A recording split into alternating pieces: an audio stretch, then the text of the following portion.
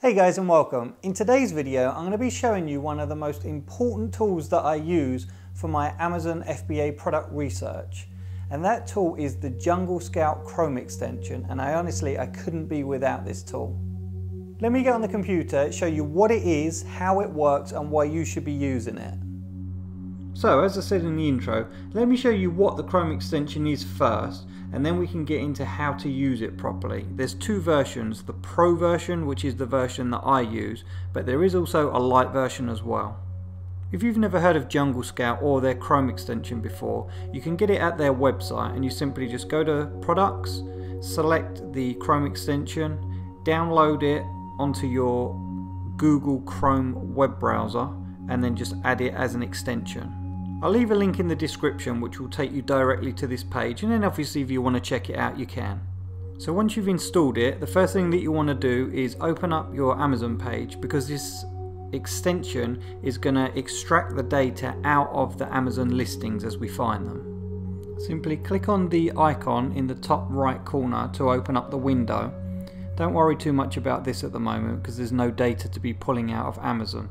And we want to go up here to the top left hand corner just to make sure certain things are turned on and off as we need them to be.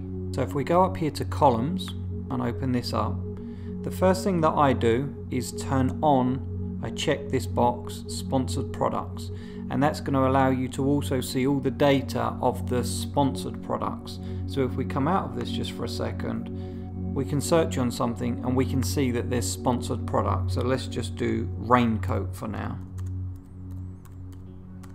Really doesn't matter what it is, just going to show you that there's sponsored products.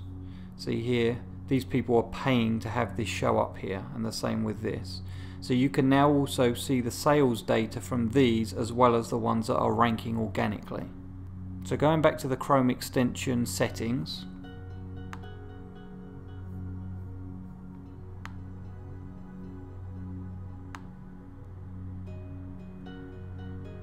as I said, make sure this is turned on. This was an update recently in the 2.0 version of this, and this doesn't automatically update, or at least it didn't on my Mac. So you want to make sure that you come in and have this checked and turned on. Next you want to turn off brand and tier. These two, they really don't make much difference when you're evaluating whether a product is viable or not. The brand is just the brand name of the product itself, which you really don't need to know when you're looking at all of this data. And as you can see down here as well, this is all the information that you may have if you've got any questions or you need to know how to work certain things, and you can also contact support down here as well. So if I just come out of this, make sure you have all of these boxes turned on down here. Make sure they're all checked to turn them on. And you want to have all of these turned on to get the fullest picture of all of the sellers out there, whether it's fulfilled by merchant, FBA or Amazon themselves. You want to know all of the products that are being sold, and obviously this one is standard size and oversize. I like to have both of these on as well. So now we're ready to start pulling some data and to see if products are viable, profit margins, fees, things like that. If I close this down for a minute and just go back into the Amazon search bar, this will be where we're searching on all your potential products that you've identified. Whether it was on the Jungle Scout product finder or elsewhere, we're going to be plugging them into here and then pulling the data out. So for example, we've put in here the LOL surprise dolls, purely because my kids are going crazy for these things at the moment, and it seems like they're super in demand out there in the real world. All my kids' friends all want them. We've been to various different Target stores and they're all sold out. I've been to 7 Target stores in the last 3 weeks and they're all sold out. So it seems like out in the real world these things are highly in demand, and I want to also find out if that's the case here on Amazon. And don't be afraid to look around in the real world either. You'll be amazed by just observing what's going on and what's starting to build some hype or become highly in demand. By being ahead of the curve and then starting to sell them on Amazon, you can make a huge amount of money. So what we do next is go over here, click on the Chrome extension and start pulling. This now starts extracting all the data out of the various different LOL toys that are for sale. And the first thing that I like to do is to sort them by revenue, so from highest to lowest. And as you can see, these things are selling like hotcakes, as I suspected. 11,000 sales per month, 3,000, 20,000. This one's making nearly $1 million a month. 300,000, 260,000. So you can see that there's a high demand for these. Please don't take this as advice to go out and start selling these, because you would need to get them through an authorized supplier, and you definitely don't want to be buying them from China thinking that they're the real deal, but then when you come to sell them on Amazon and you find out they're not, you'll get your whole account banned. So as I said, the first thing that I do is sort this from highest to lowest, and this for me just gives me an instant, is it worth progressing, yes or no? If they're selling, you know, $5,000 or $500 worth a month, then for me that's immediately dismiss it and move on to the next thing. With these, as you can see, I mean, this one is doing nearly $1 million a month, 300,000, 260. They're all good chunks of money to be doing on a monthly basis. And for those of you who can't wrap your head around that kind of money, imagine doing even 10% of that. Imagine doing 10% of this or 10% of this per month. That's an incredible amount of money. Imagine doing $75,000 a month instead of the $742. That's an incredible amount of money to be bringing in on a monthly basis. The way I teach is typically always erring on the side of high volume. You want to be making sure that there's super high demand and that people are currently already selling huge amounts of them. And as you can see, 11,000 a month, 20,000 a month, you know, and then the money to go along with it. So this product, I can see, is already out there selling a very, very high volume and making people a nice amount of profit. Sometimes it can work out to get very niche specific on a product, but you really have to know your audience, and you also have to know how to target them, whether it be through Facebook ads or even just on the Amazon PPC. Whereas if there's already super high demand for it, you don't have to go seeking them with ads and PPC. There's already thousands, tens of thousands, hundreds of thousands in some cases of people already out there looking for the thing, and you just have to be one of those people that is putting it in front of them and going, here you go, you can buy this. One thing that you do want to be aware of is to make sure that these numbers and these numbers are not getting skewed, and that's sometimes because it will pull in the incorrect data. So as you can see, with most of these are all the LOL surprise toys, but every once in a while it will pull something in that isn't what you're looking for, and it will completely skew the data. So for example, this one, it's a similar toy, I know because my kids have these as well, but it's not actually LOL surprise. So you can remove this one, and then it's gonna make the data that you're having up here far more accurate that it is only these LOL surprise toys. And another thing to be aware of, depending on what it is that you're selling, is even if you've got exactly the same product, sometimes there's multiple packs. So you may get a 2-pack of something, or a 4-pack of something, or a 12-pack of something, depending on what it is. So you want to be making sure that all of the products that you're comparing are pretty much the same quantity as well. So if it's a 4-pack of something, make sure all of these others are a 4-pack or a 2-pack or something close. You don't want to be comparing a 2-pack and the price of a 2-pack versus a 12-pack, because it will completely skew these numbers and these up here in turn. Once you've removed all of them from over here and you've got a solid list of very closely competitive products, now we can really start digging into the data. The first thing that you want to look at is these stats across the top here in the large writing. They're all pretty self-explanatory from their titles, but I'll explain them to you anyway. So average monthly sales, as you can guess, this is an average spread across all of these of the average monthly sales. So if you average these all out, they're selling 3,537 per month. But as you can see with this, one of them is 11,000 and one of them is 20,000. So there are two sellers that are taking up quite a large chunk of those sales. Next is average sales rank. This one I don't really take too much notice of because it can be influenced so much by the category that they're in.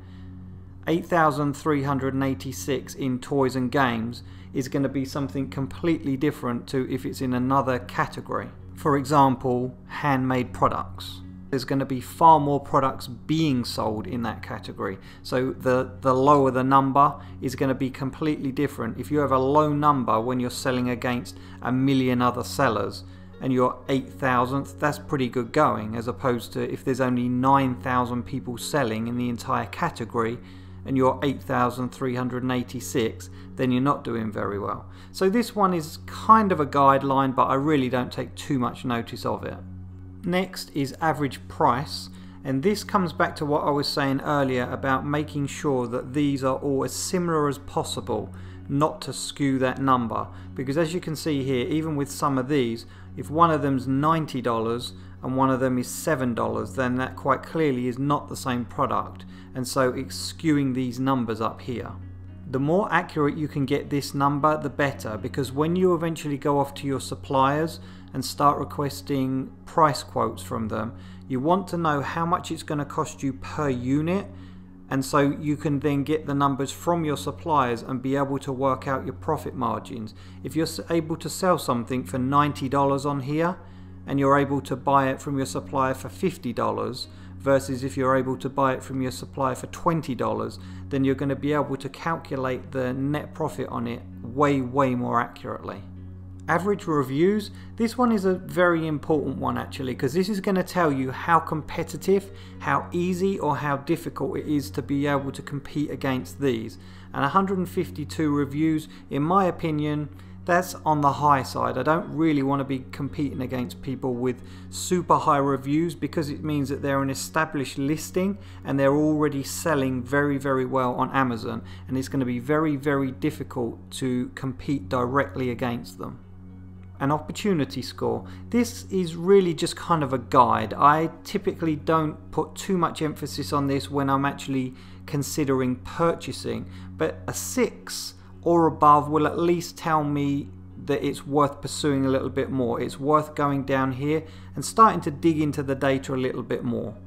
And just to briefly explain, 1 is lowest, meaning the worst, and 10 is the highest, meaning the best. So the higher this number, the easier it's going to be profitable. What you want is high demand with low competition, and the more you head in that direction, the higher this number is going to get.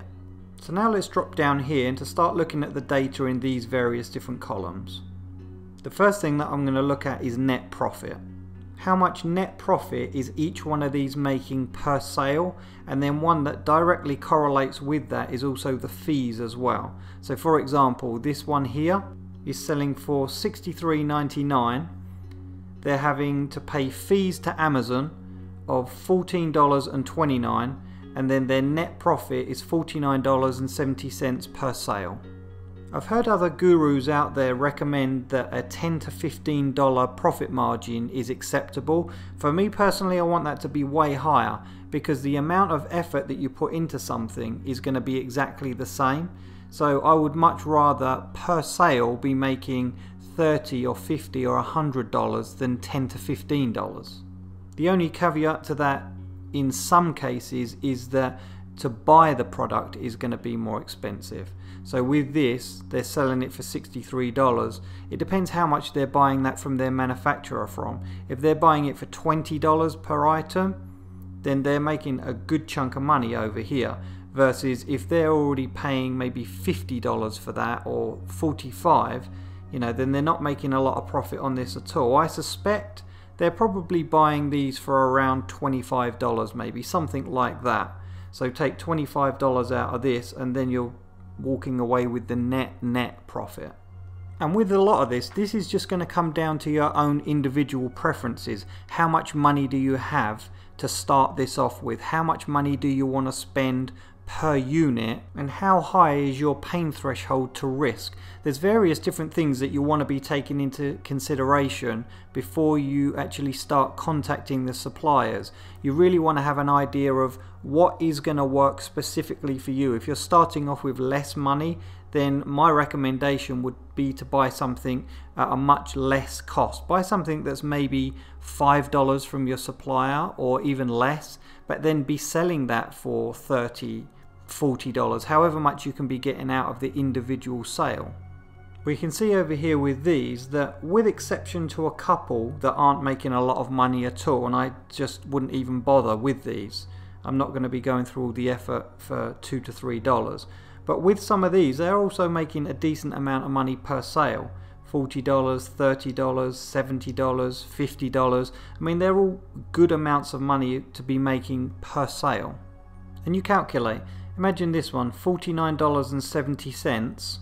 If you sold one a day, let's do the calculation. So let's just call it $50. There's one sale a day times 30 days for a month. That's like $1,500 by making just one sale a day. But what about if that was 2 sales a day, or 5 sales a day, or 10 sales a day? I typically, when I'm doing my research, I always go for things that I know are making at least 10 sales a day. So obviously times 10, this is going to be making a significantly larger amount of money. And that's what amazes me with this, is people won't pay for this tool. It's $100 to $200 depending on whether you go for the Lite or the Pro version.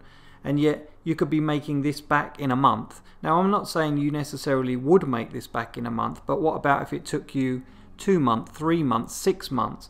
For $100 for the tool that's going to allow you to find products like this time and time and time again, you can just keep repeating that over and over and over. Imagine 10 products all doing this per month, and you're not willing to spend $100 or $200 on this tool. The next thing you want to be looking at is the sales column here, and this goes back to what I was saying earlier about targeting high volume selling products. When I invest my money and I go and buy products from a manufacturer, and I'm buying 200, 500, 1,000 of them, I want to know 100% for sure that there's already people out there handing over their money, coming to Amazon with their credit card, buying these, and all I need to do is figure out a way of getting my product in front of those people and tap into that flow of people that are already out there looking for what I'm going to be selling.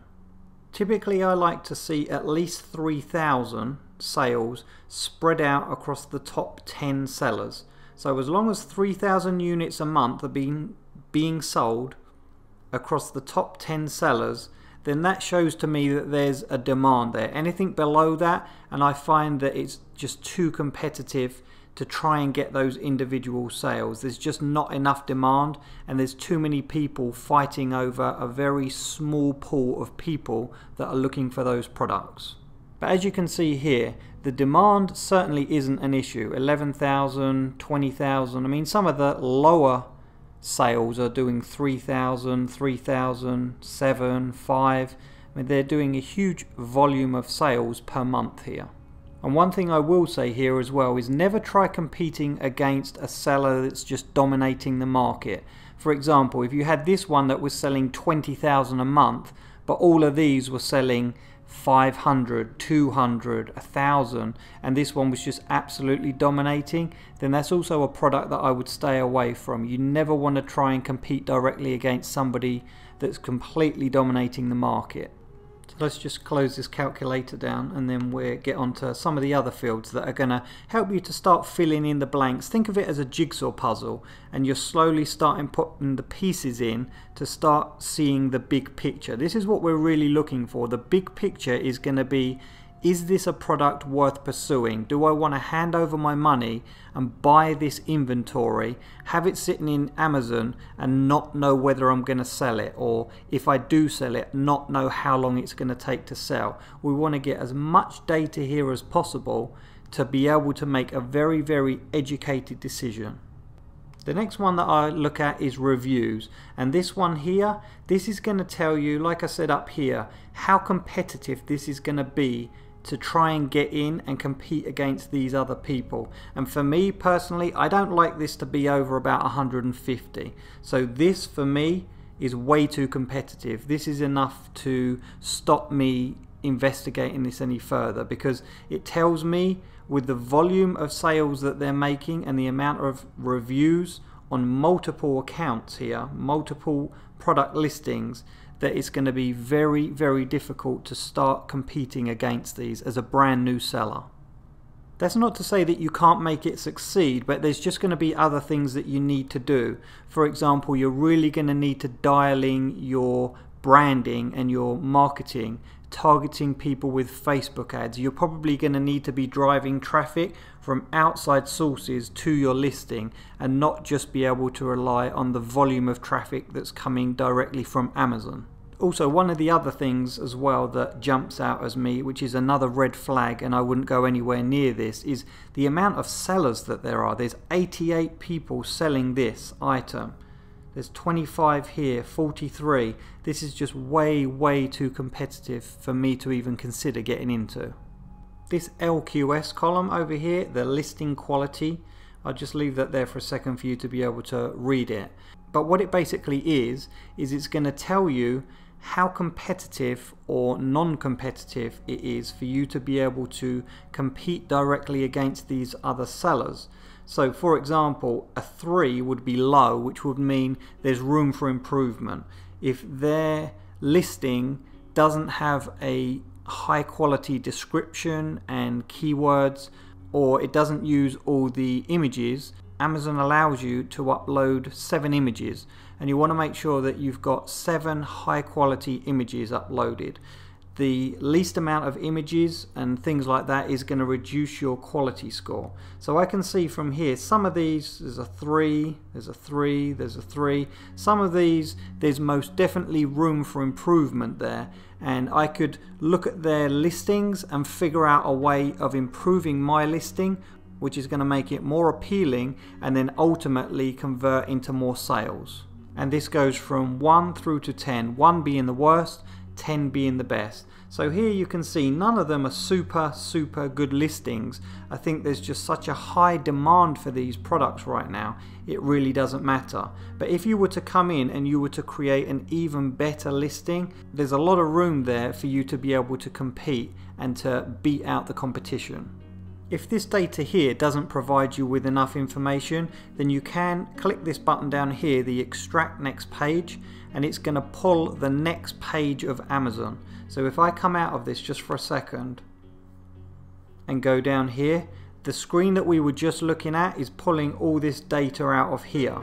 But if you were to click onto this page here, number 2, that's going to do exactly the same thing. So let me just click on number 2, and now all of these here, as you can see, they're not all LOLs, and we can reduce them and get them out. But all the ones that are still relevant, if you're still looking to dig even deeper, then you can click on the Chrome extension as we did before and click this button down here. And when you click on this, it's going to start extracting all the information out of that page 2, and you can continue to keep doing this and just keep collecting more and more and more data. The little cloud image over here is going to be keywords, all the associated keywords which people search for in the Amazon bar, which lead people to one of those listings here, which then ultimately ends in a sale. So all the keywords that are leading that people are searching on, that are leading people to these listings, that then people are going on to make the purchase.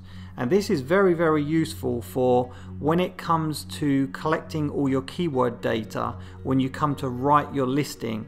So once you've decided on a product, you've contacted your manufacturer, you've negotiated a price, purchased it from them, and now you have inventory on the way, you want to be creating a listing that is as keyword optimized as possible, and that's when the keyword research is going to come into it.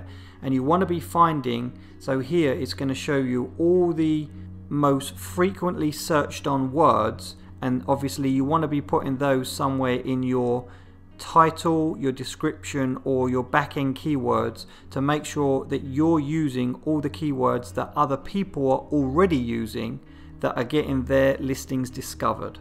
And this, as with the data behind it as well, both of these can be extracted. So I just click on this, as you can see, it's now going to download it.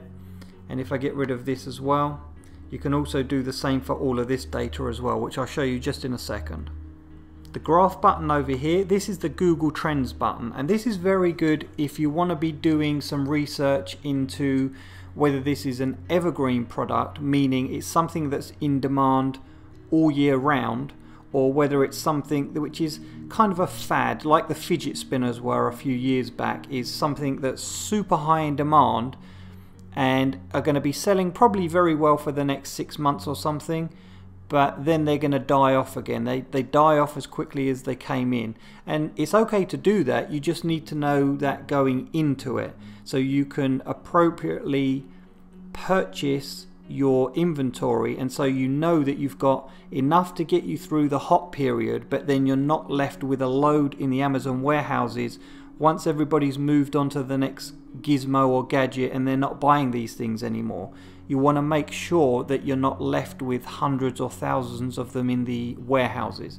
So this, and you can obviously continue to keep researching on other terms which are related to this as well, but this is very good. As you can see here, you know, there's a huge pickup with it, and then it's starting to die off again. So this, I could see, is going to be somewhat of a fad, and if I were to pursue it, which I obviously won't be, but if it was a product like this, I would be very aware that this was going to be a lot of money in a very short period of time, as opposed to a product with any kind of longevity. There are other products out there, for example, something like toilet rolls or clothing. There's going to be things that are always in demand and they're evergreen. People need toilet rolls year round, year after year after year. So you can get into something which is going to make you a lot of money very quickly in the short term, which is something like these LOL dolls, or you can go for something which has got the longevity. You maybe not be selling at such a high volume, but you're going to be in it for years and years to come. So let's just close this down, and then we go back onto the download tab. And last but not least, this is what I was just explaining to you a second ago, is if you click on this, it's going to allow you to share to Facebook, download as a screenshot, or download as a CSV.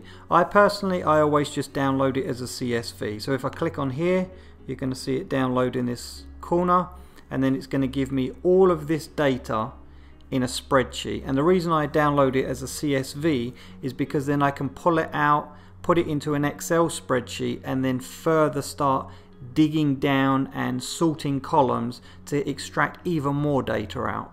So hopefully, as you can see now, if you're serious about finding a really good high profit, high volume product, then you need the right tool for the job. And in my opinion, Jungle Scout is one of those products I just can't be without. I literally could not have found the products that I have without this tool. You really do need the right tool for the right job.